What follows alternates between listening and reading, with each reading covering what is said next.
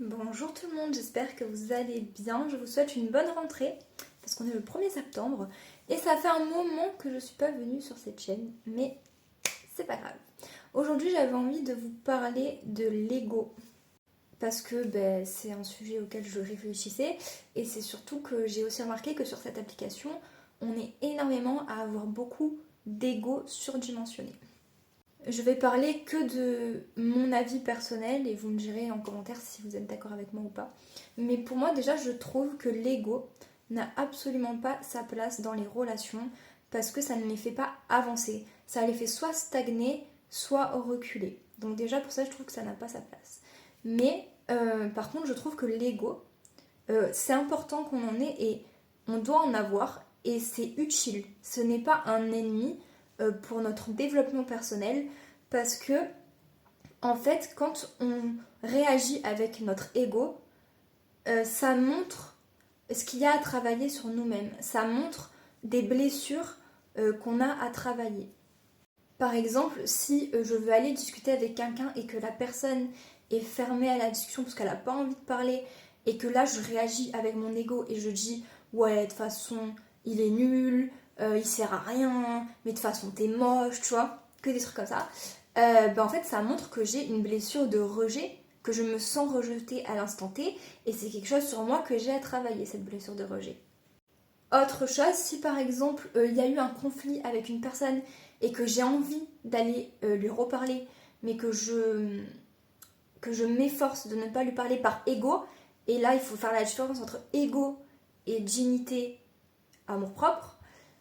Si c'est vraiment par ego, alors que par exemple c'est moi qui suis en tort, ou j'ai ma part de responsabilité, ou autre, et que j'ai pas envie d'aller lui parler par fierté, alors que c'est moi qui suis en position de tort, ou je pourrais le faire parce que ça n'a pas touché à ma dignité, et que je ne le fais pas par ego, là aussi il va falloir travailler, ça met le point sur quelque chose à travailler, sur une blessure.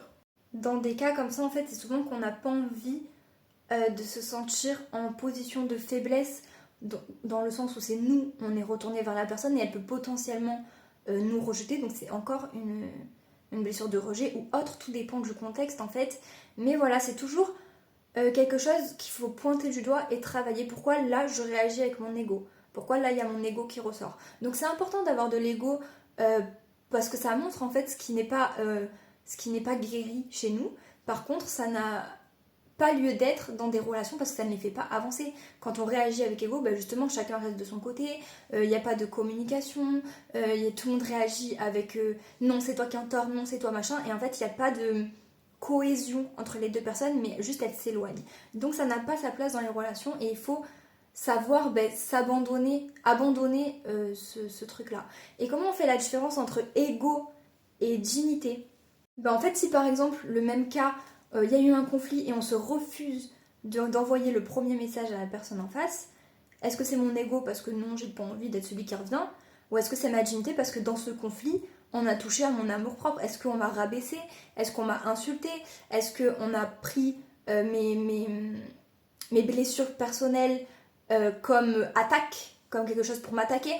Tout ça, c'est à réfléchir et à constater pour savoir si c'est notre dignité qui parle. Et là, c'est important de la respecter, notre dignité et notre amour-propre. Dans ces cas-là, non, on ne revient pas vers la personne parce que non, ce n'est pas à nous de nous excuser. Ou est-ce que c'est mon ego et que c'est juste parce que ça a pointé du doigt une blessure que j'ai, mais que j'arrive pas encore à travailler ou que j'ai pas encore pointé du doigt.